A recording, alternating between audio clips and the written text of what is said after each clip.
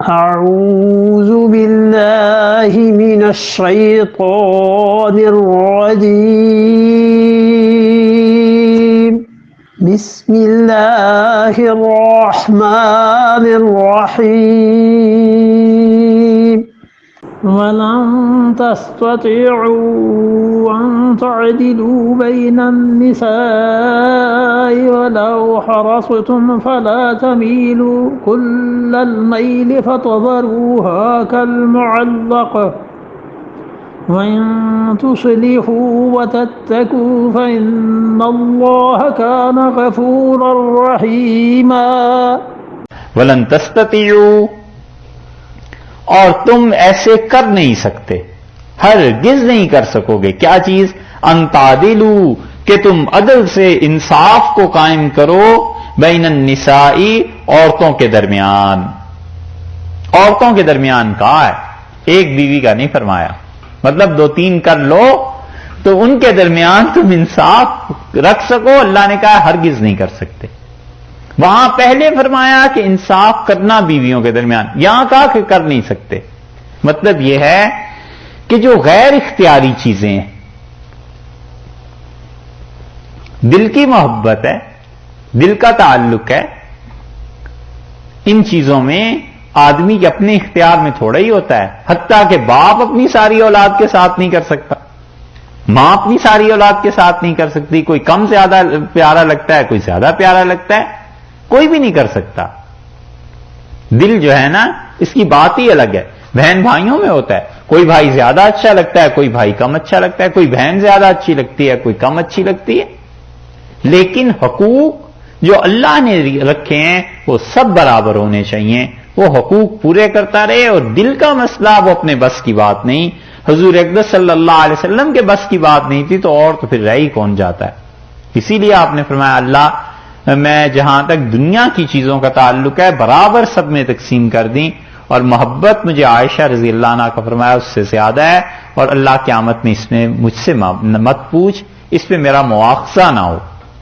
اس سے معلوم ہوتا ہے اتنا ڈر تھا کہ عدل اور انصاف یہ چیزیں قائم رہنی چاہیے. یہ چیز ہے کہ آدمی اپنے اختیار کی حد تک عدل اور انصاف کرتا رہے.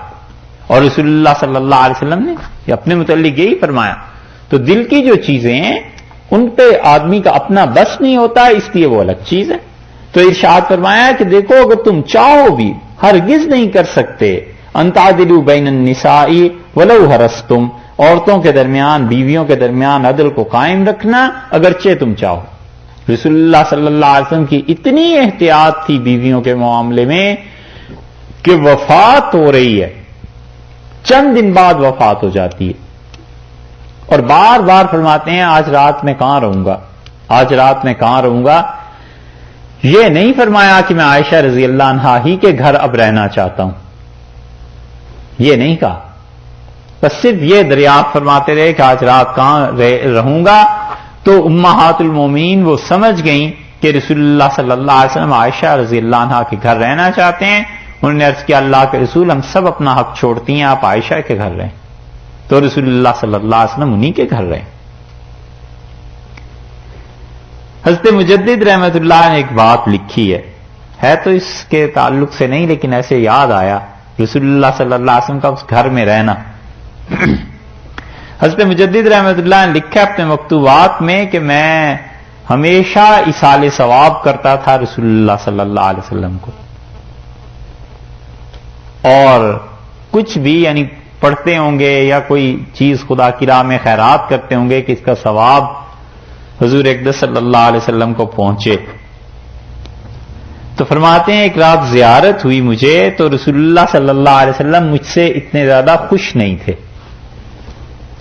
تو مجھے اس کا بڑا دکھ ہوا خواب میں، اور میں وجہ نہیں سمجھ پایا کہ حضرت صلی اللہ علیہ وسلم کیوں ناراض ہیں. تو ارشاد فرمایا کہ جس نے ہمیں کچھ بھیجنا ہو اسے چاہیے کہ اس کو بھی تو بھیجے جس کے گھر میں ہم رہتے ہیں.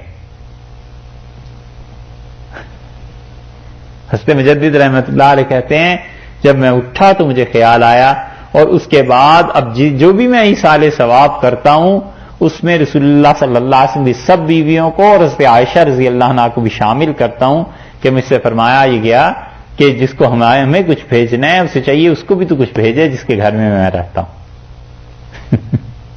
یہ حضرت عائشہ رضی اللہ عنہا کے وہ خیر وہ تو کتاب و سنت سے ان کا مقام ثابت ہے، مگر تائید کے طور پہ دیکھیے کتنی بڑی چیز ہے۔ اس لیے فرمایا اللہ نے کہ تم نہیں کر سکو گے انصاف، لیکن دیکھو فلا تمیلوا کل المیل، مکمل طور پر ایک طرف کو نہ جھک جانا، کل المیل پورے کے پورے، فلا تمیلوا سو نہ پھرنا، سو نہ ایک طرف کو چلے جانا، کل المیل تمام کے تمام، فتذروہا اور اس کو تم چھوڑ دو گے ایک بیوی کو کل ایسے المعلقہ جیسے ادھر میں، ادھر سمجھتے ہیں معلق لٹکنا کسی چیز کا، نہ دائیں نہ بائیں، تم ایک بیوی کی طرف ایسے ہو جاؤ گے کہ دوسری کا تم خیال ہی نہ کرو، فتذروہا کالمعلقہ، اور اس بیوی کو ایسے رکھو جیسے کہ معلق کوئی چیز ہے، نہ دائیں میں نہ بائیں میں، نہ اس طرف نہ اس طرف، نہ ہی تو وہ تمہاری بیوی بن کے رہ رہی ہے اور نہ ہی اس کو طلاق ملی ہے کہ وہ کوئی اور ٹھکانہ کر لے، ایسے نہ کرنا، بلکہ برابری جو دنیا کی زندگی میں کی جاتی ہے اسے کرتے رہو۔